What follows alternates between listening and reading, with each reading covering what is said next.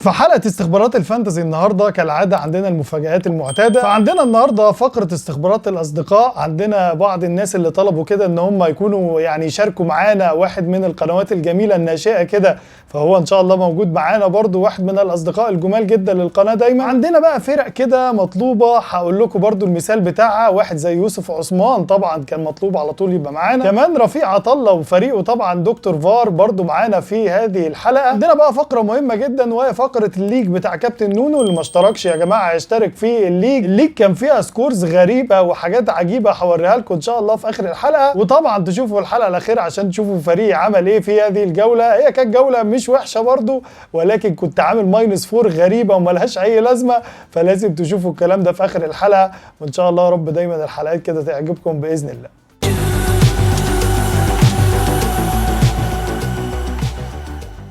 اخباركم يا شباب وعاملين ايه؟ الجوله الثانيه من الفانتزي كانت جوله غريبه ومليانه نقط وتريبل كابتنز وحاجات جامده جدا.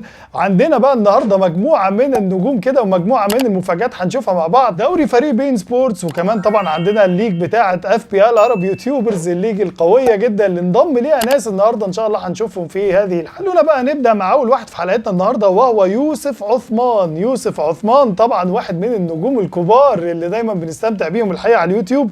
انا جبت لكم فرقته لان في كذا حد من الاصدقاء طلب فرقته، فطبعا اكيد طالما بتطلبوا اي حد وقولوا لي في الكومنتس كده لو عايزين اي حد ان شاء الله نحاول كده نجيبه لكم على طول في الحلقه الجايه. فيوسف عثمان يا جماعه زي ما انتم شايفين كده جاب 64 نقطه في الجوله دي، جوله غريبه جدا بالنسبه لي الحقيقه، وترتيبه نزل كمان بقى ل 4,710,000. لكن خلينا نشوف افكاره كده في الموسم ده. فليكن في حراسه المرمى، بيدرو بورو وتايلر برضو بالنسبه لي كانت مثيره من دفاع ساوثهامبتون، مونيز طبعا وفريق كريستال بالاس اللي اعتقد ان احنا لازم نفكر كده في كريستال بالاس. واضح تماما ان الفريق مش في حالته السنه دي، وواضح تماما ان هو مش الفريق اللي نراهن عليه. كمان هو طبعا كان عنده برونو فرنانديز ونوكونكو، مجموعه من اللعيبه كده الحقيقه كانت سيئه جدا. مونيز برضو وايساك. ففي كل الاحوال بصراحه الجوله كانت صعبه جدا، يمكن كده يوسف عثمان بالنسبه لي محتاج سنه كده ان هو يعمل الوايلد كارد. خليه يفكر فيها بصراحه. بالنسبه لي يوسف انا شايف ان انت فعلا لازم تعمل وايلد كارد، لان محتاج قوي لعيبه زي صلاح، زي مثلا بالمر مثلا لو هنفكر فيه، مجموعه من اللعيبه بصراحه بالنسبه لي مهمين جدا جدا. حد من دفاع ليفربول برضو، كل دي لعيبه فعلا ممكن يوسف يفكر فيها في الفتره الجايه ان شاء الله يتالق في الجولات الجايه. وخلينا ناخد بقى على طول دوري فريق بين سبورتس، الدوري القوي جدا جدا السنه دي الحقيقه، لان في واحد اسمه حسام حاج علي. بصوا يا جماعه جاب كام نقطه؟ 103 نقطه وبقى 171 نقطه في الاوفرول، ما شاء الله حاجه جامده جدا. ومشاري الخزيم برضو بالنسبه لي 84 نقطه و166 نقطه في الاوفرول، قويه جدا برضو. رفيق صيفي متالق في المركز الثالث. الرابع عبد العزيز السليتي 80 نقطه، وهيثم فاروق طبعا نزل بقى في المركز الخامس. هاني خيري 77 نقطه. حسام الدمسيسي الصديق العزيز طبعا 72 نقطه، واللي شرفت تماما ان انا دخلت في الليج بتاعته. ننزل برضو تحت كده نشوف ابراهيم خضرة وسالم الهملي، الاستاذ سالم الهملي اللي عمل الوايلد كارد. هنشوف فرقته دلوقتي وافكاره برضو. وحتى الاخير يا جماعه في الليج وهو وفا سكار جاب 86 نقطه في الجوله دي، فاعتقد كانت جوله حلوه جدا. خلينا بقى ناخد على طول اول واحد وهو حسام حاج علي اللي عمل تريبل كابتن على هالاند وجاب 51 نقطه من هالاند بس زي ما انتم شايفين. كمان كان عنده لويس دياز وجوردون، فطبعا كانت جوله رهيبه جدا رغم ان ما عندوش صلاح، ما عندوش حد من اللي تالقوا في الجوله دي من فريق تشيلسي مدويكي او بالمر، لكن 103 نقطه طبعا كانوا جامدين جدا برايح في حراسه المرمى. ما شاء الله كده بدايه هايله جدا لحسام حاج علي، اللي طبعا زي ما انتم شايفين ترتيبه بقى 73,000 على العالم. تألق كبير جدا جدا لفورزا يوفي، وطبعا كابتن حسام حاج علي. اللي بعديه على طول دكتور طارق الجلاهمه، ما جبناش فرقته في الجوله اللي فاتت، هو عمل -4 زي ما انا عملت الحقيقه، وال-4 برده ما كانتش حلوه قوي، لكن هو طبعا جاب او عنده الكسندر ارنولد وعنده بيدرو بورو وعنده وود زي ما انتم شفتوا كده، ما جابش اي حاجه، جاب نقطه وحيده. فعنده بقى واحد على البنش كمان يا جماعه، عنده اين على البنش جاب 9 نقاط، كان جاب 3 بوينتس بونس وجاب طبعا كلين شيت، فكانت طبعا حلوه جدا. لكن 76 نقطه لدكتور طارق الجلاهمه بنزيما اللي ان شاء الله باذن الله في الفتره الجايه يتالق اكتر واكتر. اللي بعديه على طول وهو فورزا ميلان. فورزا ميلان يبقى الاستاذ سالم الهملي الصديق العزيز اللي عمل وايلد كارد جاب 69 نقطه. يعني انا يعني طبعا مش عارف، انا بصيت كده يا استاذ سالم على الفرق قبل الوايلد كارد وبعد الوايلد كارد، بصراحه ما حسيتش بفروقات كبيره، لكن انا توقعت مثلا انه هيجيب صلاح، لكن هو ما جابش صلاح وجاب ساكا. نكونكو طبعا كان خيبه امل رهيبه لكل الناس، وفي كل الاحوال كانت جوله غريبه جدا، لكن الحمد لله طبعا كان عنده روبنسون وعنده ايضا الكسندر ارنولد، الثنائي دول يعني انقذوا الموقف شويه في الدفاع. واكيد طبعا كابتنه هالاند اللي كانت لازم تتعمل في الجوله دي، واللي ما عندوش هالاند يا جماعه يعني بصراحه الفانتزي تبقى صعبه جدا جدا من غير هالاند. يعني لازم بصراحه الفتره الجايه ان شاء الله اي حد ما عندوش هالاند لازم يجيبه، لان هالاند السنه دي بالذات فورمه عاليه جدا. نخش بقى على طول في FPL العرب يوتيوبرز، يعني اليوتيوبرز المتالقين جدا السنه دي، وهو مين يا جماعه؟ محمود الزغبي اللي هو وفانتاستيك فانتزي عمل وايلد كارد وجابوا هالاند، لان ما كانش عندهم هالاند اول جوله، فطبعا كان لازم بدون اي تفاهم. وعجبتني جدا طبعا هما الاثنين عملوا وايلد كارد والاثنين جابوا هالاند، وبعديهم على طول ندى المتالق جدا اللي جايب 84 نقطه. واحد بقى من النجوم الجداد بقى كده محمد الجفري، واحد من القنوات ايضا الجميله اللي برضو ممكن تخشوا على اليوتيوب كده وتشوفوها وتدوروا عليها الحقيقه. واسم الشانل اللي قدامكم على الشاشه، وبعديه على طول كتيبه السلاطين السلطان طبعا، واحد برضو من الناس اللي عرفني عليهم الحقيقه محمود الزغبي، 99 نقطه، مدمن فانتزي 99 نقطه، كانت قويه جدا. كابتن نورو زي ما انتم شايفين 85 نقطه، وبعد كده دكتور فانتزي طبعا محمد عبده الجميل وجايب طبعا زي ما انتم شايفين 81 نقطه، احمد اشرف 76، علي 82، علي فانتساوي، وزوري عبد الله عمرو جايب 67 نقطه، بطل عالم 71، والاشاوس محمود ضياء 65. ناخد بقى على طول فريق محمود الزغبي الصديق الجميل والاخ طبعا اللي جاب يا جماعه في الجوله دي زي ما انتم شايفين 72 نقطه بالوايلد كارد. الوايلد كارد كان فيها تيتي طبعا مدافع فولم مش روبنسون، فرقت شويه، وطبعا زي ما انتم شايفين برضو عنده كونسا على البنش، وعنده الكسندر ارنولد، عنده محمد صلاح. هو عمل الوايلد كارد دي علشان يجيب زي ما انتم شايفين كده طبعا هالاند اللي كابتنه في الجوله دي، وجاب زي ما انتم شايفين 34 نقطه، طبعا كانت مهمه جدا هو سميث رو. فالثنائي دول نزلوا شويه، طبعا محمود الزغبي نزل يعني شويتين، كان ترتيبه 375 على العالم، بقى 13833، ما زال طبعا ترتيب بالنسبه لي هايل جدا وبدايه موفقه باذن الله. تخيلوا يا جماعه محمد صلاح هو الكيلر بتاعه، يعني بالنسبه لي كانت غريبه جدا رغم ان هو عنده ومكابتن هالاند، طب الراجل يعمل ايه؟ ولكن محمد صلاح هو اللي نزله في الترتيب، فكانت بالنسبه لي غريبه، عشان كده حبيت اوريكم الحكايه دي. هو ما فيش حاجه يقدر يعملها الراجل، يعني جايب محمد صلاح وكمان عنده هالاند مكابتنه، طب هيعمل ايه طيب؟ ومع ذلك محمد صلاح هو اللي نزله في الترتيب. لكن دكتور سامح فانتاستيك فانتزي بقى حبيبنا الجميل دكتور سامح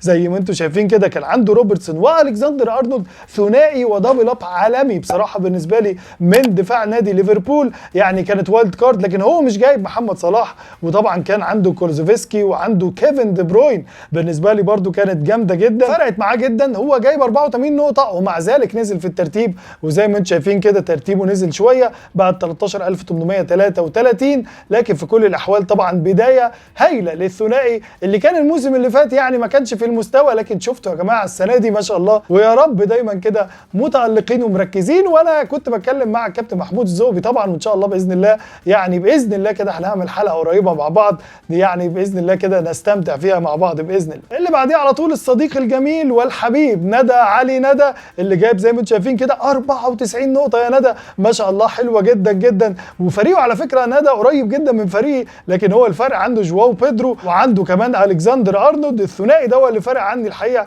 و94 نقطه حلوين جدا جدا. يا ندى ما شاء الله ترتيبه ارتفع بقى 23339 على العالم. اللي بعديه على طول محمد الجفري اللي بقول لكم واحد من القنوات الجميله جدا، هو بيهتم بالدوري السعودي وفانتزي الدوري السعودي، وايضا طبعا اكيد بيهتم بالدوري الانجليزي والفانتزي. فزي ما انتم شايفين كده عنده سيلز حارس مرمى نادي نوتنغهام فورست، الكسندر ارنولد، روبنسون وجوردون، وتريبل كابتن لهالاند، وجاب 103 نقطه في جوله استثنائيه طبعا، والتريبل كابتن اشتغلت حلوه جدا في هذه الجوله، كنت متردد فيها الحقيقه، لكن في النهايه ما خدش هذا القرار وترتيبه ارتفع بقى 73000 على العالم. اهلا وسهلا بيك يا محمد، وان شاء الله كده باذن الله نتكلم ونلتقي على خير باذن الله. اللي بعديه على طول ابو السلاطين السلطان وجاب 95 نقطه في الجوله دي.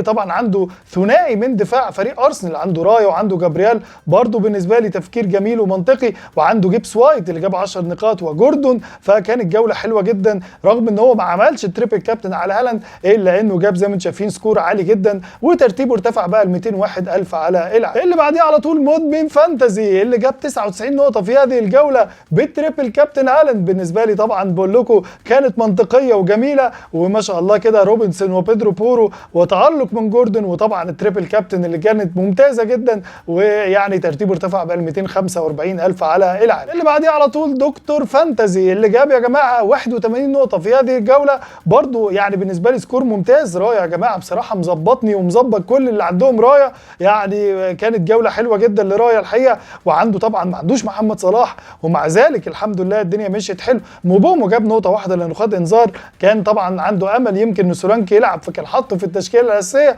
لكن طبعا سولانكي خلاص غاب، عنده تغييرين، فان شاء الله باذن الله بقى يعمل تغييرين حلوين باذن الله. دكتور فانتزي دكتور محمد الصديق الجميل اللي دايما طبعا برسل له اجمل تحياتي. اللي بعديه على طول احمد اشرف، لم نتواصل حتى الان يا كابتن احمد، لكن طبعا احمد اشرف جاب 76 نقطه في هذه الجوله بكابتنه هالاند. كونكو خيب الامال، لكن الخيب الامال بجد بقى هو فاز طبعا اللي جاب 7 نقاط على البنش. محزنه قوي الحاجات دي بصراحه، لان في اول الموسم ال7 نقاط دول يفرقوا جدا، يودوك حته ثانيه تماما. لكن في كل الاحوال يعني احمد اشرف بدايه ان شاء الله ممتازه. هل بقى هو اللي عندي وعنده لازم نفكر فيه، هل بقى هيلعب الماتشات الجايه ولا مش هيلعب، الموضوع هيمشي ازاي؟ مشكله كبيره بصراحه هل ده، فان شاء الله كده نشوف بقى ونفكر في الموضوع، وباذن الله كده يعني الجولات الجايه تبقى افضل لواحد من الناس المتميزه جدا الحقيقه في الفانتزي. علي فانتساوي، علي طبعا انا كنت اتفقت معاه هنطلع لايف ان شاء الله كده، هكلمه برده وتشوف ايه الحكايه.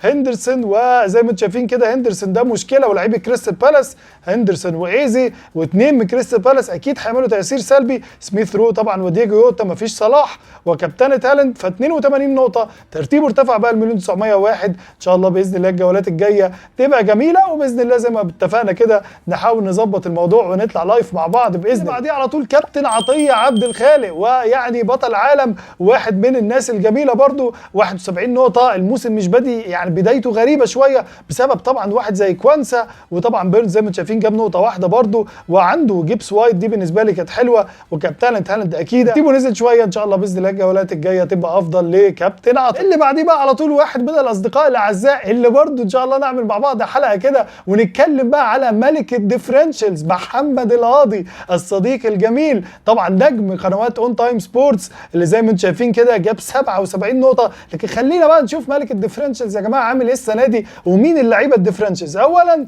هو جايب طبعا في حراسه المرمى اريولا، يعني ما فيش حد جايب اريولا خالص، والراجل جاب له كلين شيت. والتاني بان وايت طبعا المدافع، وزي ما انتم شايفين في نص الملعب سيمينيو اللي جايب طبعا 5 نقاط المره دي و7 او 8 نقاط الجوله اللي فاتت، وعمل طبعا كابتنه هالاند. لكن كمان كان عنده جواو بيدرو على البنش ب8 نقاط، فرقوا جدا جدا طبعا. لو كان يعني 8 نقاط دول مكان وود كان خد 7 نقاط كمان. في كل الاحوال دايما محمد القاضي ملك الديفرنشلز، بيبقى عنده اللعيبه الديفرنشلز الجامده جدا. اللي بعديه على طول فانتازيكو صديقي الجميل ايضا اللي جاب 86 نقطه زي ما انتم شايفين، وكانت جوله ممتازه جدا، ترتيبه ارتفع بقى 715,000 على العالم. وطبعا زي ما انتم شايفين عنده صليبه والكسندر ارنولد، وعنده سميث رو وروبنسون، وطبعا كابتنه هالاند. فبالنسبه لي كانت جوله ممتازه جدا، ان شاء الله باذن الله الجولات الجايه تبقى افضل وافضل كمان. اللي بعديه على طول سلمى مشهور المتالقه جدا يا جماعه، سلمى مشهور بجد، وجايبه 85 نقطه في الجوله دي.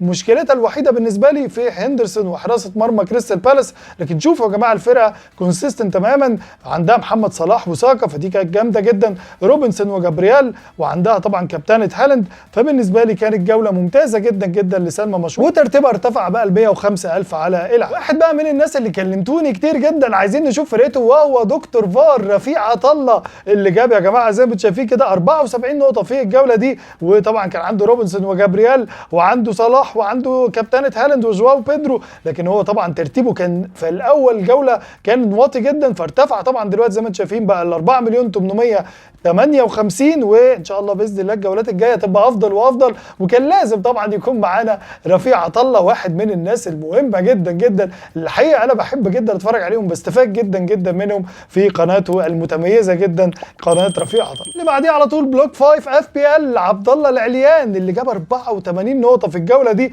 برضه سكورز يعني ما شاء الله عاليه جدا جدا بكابتنه هالاند وجوردن وسميث رو، وطبعا كان عنده جابرييل وعنده برضه ساكا، ما عندوش صلاح، لكن في كل الاحوال الجوله كانت ممتازه. ارتفع طبعا ترتيبه بقى ال1,386,000 على العالم، ودايما منتظر متابعتك يا عبد الله، وباذن الله دايما نتواصل على خير. اللي بعديه على طول واحد من الاصدقاء الاعزاء اللي بنتواصل بقالنا فتره الحقيقه، واخيرا بقى جبت فرقته وهو حكاوي فانتسي. لازم يا جماعه طبعا تخشوا وتعملوه سبسكرايب، الراجل جميل جدا زي ما انتم شايفين، وان شاء الله هيعمل لنا حلقات اجمل واجمل في الفتره الجايه. هو كان يعني عمل حلقات كده ووقف شويه، ولكن ان شاء الله باذن الله يعني نشوفك اكتر يا كابتن احمد. وحكاوي فانتسي زي ما انتم شايفين كده جاب 100 نقطه في الجوله دي بتريبل كابتن هالاند، وعنده بوون طبعا بالنسبه لي برده حلوه جدا، وبوون ماشي بشكل جيد، وعنده طبعا فان دايك، وعنده محمد صلاح واريولا في حراسه المرمى. فباذن الله كده الدنيا تمشي احلى واحلى معاك، واخيرا بقى جبت فرقتك، وباذن الله كده دايما نتواصل على خير. اللي بعديه على طول مي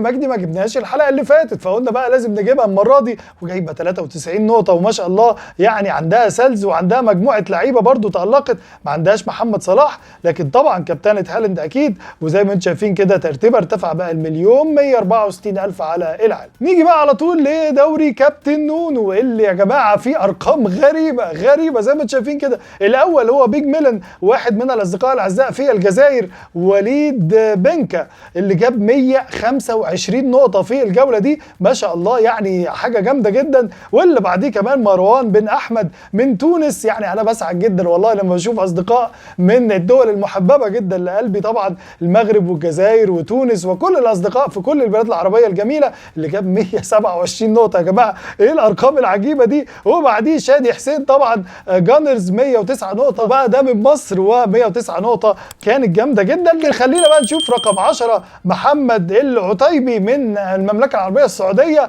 الصديق الجميل اللي تواصل معايا طبعا في الكومنتس، وترتيبه ارتفع يا جماعه وجاب 114 نقطه في جوله كانت هايله. وعلى فكره في وسط الجوله كان هو في المركز الاول، وطبعا نزل بقى المركز العاشر لان فيه 127 و125 وسكورز عاليه جدا، لكن هو ما شاء الله ترتيب عالي جدا ل 14,992 على العالم. وطبعا زي ما انتم شايفين عنده سون وعنده سميث رو وعنده طبعا تريبل كابتن هالاند، فكانت جوله ممتازه جدا جدا ليك يا محمد.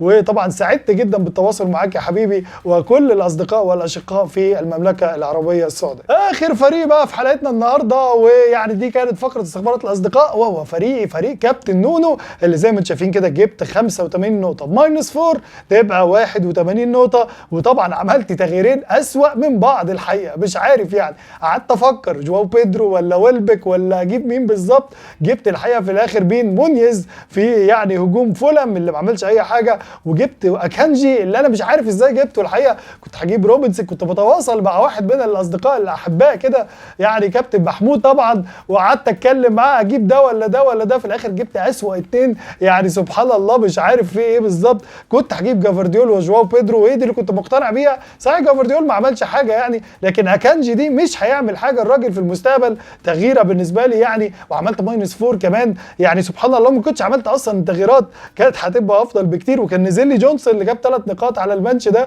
لكن في كل الاحوال الحمد لله انا جبت طبعا مونيز مكان سولانكي، وجبت اكانجي مكان كوانسا. حاجه كمان بفكر في كوناتي من دفاع ليفربول، يعني هو كان هيبقى افضل الحقيقه من اكانجي، لكن في كل الاحوال خلاص بقى يعني ان شاء الله كده نشوف هنعالج الامر ده ازاي. واعتقد التغييره اللي بفكر فيها جدا، وانتوا قولوا لي برده، بفكر اجيب يعني مدويكي مكان ايزي، او بفكر برده اجيب هافرز مكان ايساك. لسه كل دي افكار كده موجوده، او واتكنز الحقيقه برده، رغم ان واتكنز ما اداش بشكل جيد في الفتره او مباراه ارسنال، لكن واتكنز ده هينفجر انفجار غير عادي، وانا بقولها لكم اهو، لان فريق استون فيلا عنده مباراه جيده، هو افضل فريق يعني عنده مباراه في الفتره الجايه. ان شاء الله المره دي باذن الله هحاول اعمل لكم بقى حلقه توقعات الكمبيوتر، ان شاء الله بدات الظروف تتظبط كده وتتحسن، وان شاء الله كده نحاول نعمل حلقه توقعات الكمبيوتر تنزل لكم كده باذن الله، ونستعيد كده الذكريات في هذه الحلقه، واديكم برده بعض النصائح، لاني بلاحظ كان في ناس كتير بتتكلم في بعض النقاط، خصوصا ان احنا داخلين على انترناشونال بريك قريب جدا، فخلينا كده نعمل بقى حلقه برده تبقى فيها توقعات الكمبيوتر وبعض النصائح العموميه كده ان شاء الله باذن الله في الفانتزي. دي كده كانت حلقتنا، انتظر ان شاء الله تعليقاتكم، وباذن الله دايما نلتقي على خير. دي كده كانت حلقتنا، والى اللقاء.